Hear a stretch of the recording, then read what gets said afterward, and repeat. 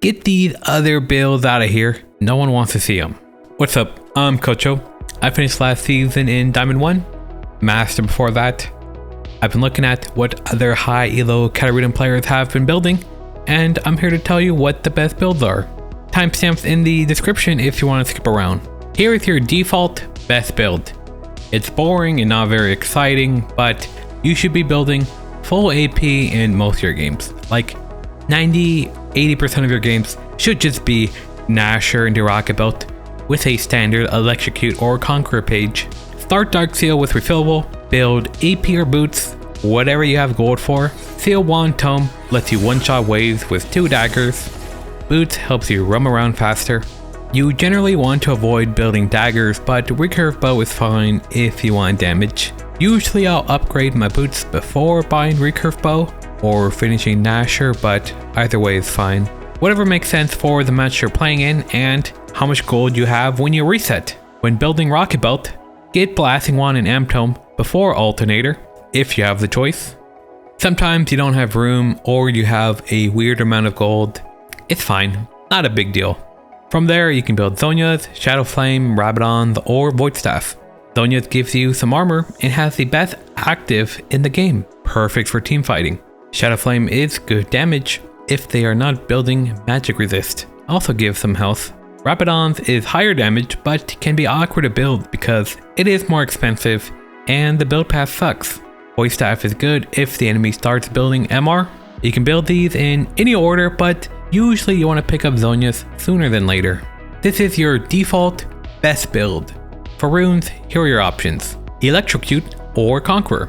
Electrocute is a single target burst keystone, meaning its damage is flat, scaling up, which means it is good against squishy opponents. If you're against a Mundo with 3000 health and a ton of magic resist, then obviously these numbers are going to tickle him.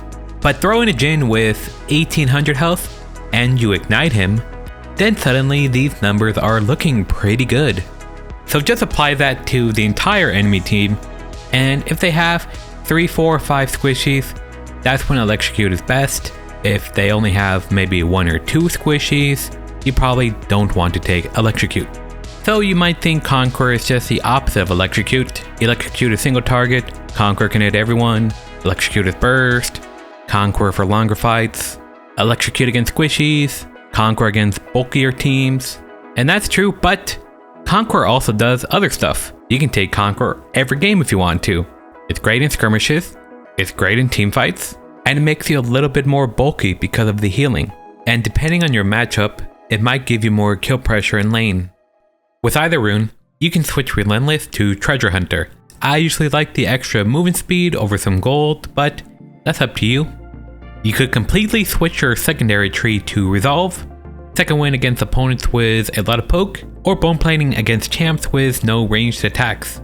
Unflinching is also an option if you want Tenacity. Electrocute can switch Coup de Grace over to Legend Tenacity, then just take magic resist or armor depending on your laner, and that pretty much covers everything you need to know for the rune pages. You have a few different options for starting items. I've talked a little bit about Dark Seal already. Good damage, good wave clear, snowballs. Dark Seal is a great item in general.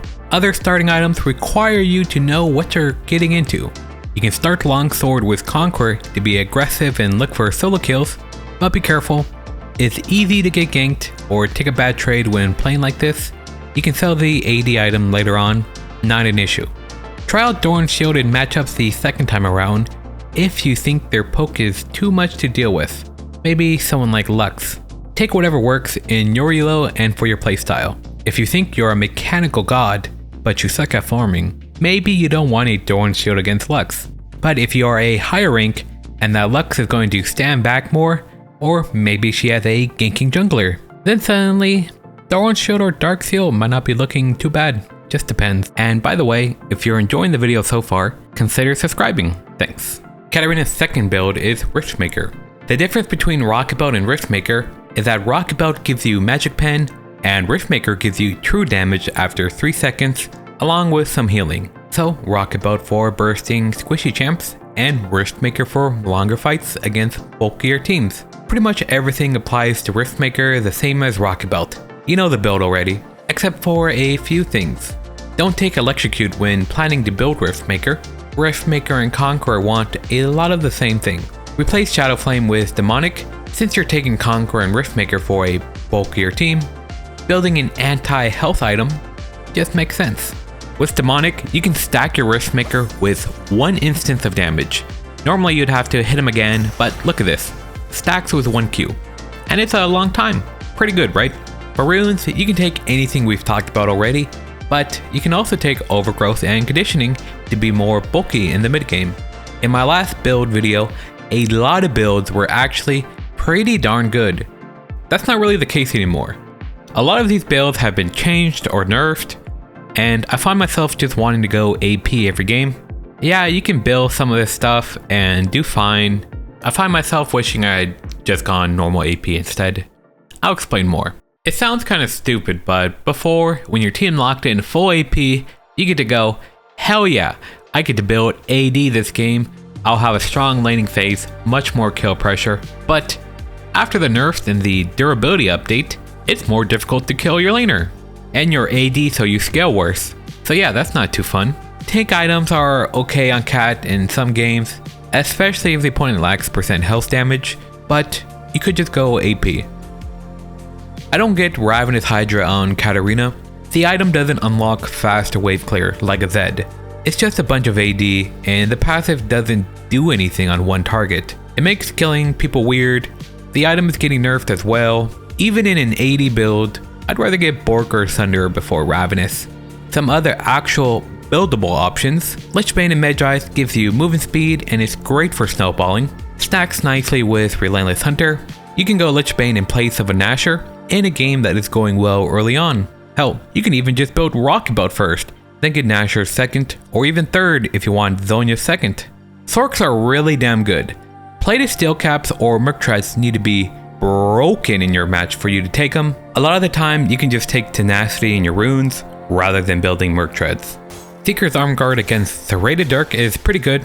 It got buffed a while ago, and it gives you about a kill worth of free stats.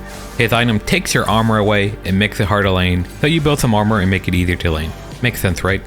Banshees is okay in an AP build in place of Zhonya's. The item just kinda sucks in general. Not a lot of stats, and the shield is often not too useful. Zhonya's ends up being more useful against a lot of AP champs. Once you start clearing waves and roaming around, switch to a red trinket. First strike is fine, go Rocket Belt with it. First strike falls off if the opponent hits you first. Taking it into long range champs like Xerath, Ezreal, and Ashe, probably not a good idea. It helps you get items quicker, but does less for you in lane than Electrocute or Conqueror. And the rune tree is kinda whatever. You can take it if you want. First strike has taken the little spotlight Dark Harvest had. You want a scaling damage rune? That's first strike, not Dark Harvest. Other than for fun, I don't really take Dark Harvest anymore.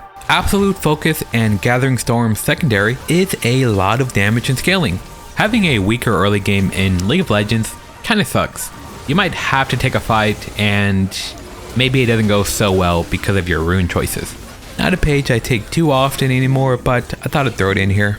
If the enemy team has no CC, then you can take Alacrity instead of Tenacity. If you think I missed anything, let me know. I have a playlist with up-to-date Katarina guides here. Check that out if you want. And maybe I don't like your build, but if it works for you, keep building it. Don't forget to subscribe if you enjoyed the video, and thanks for watching.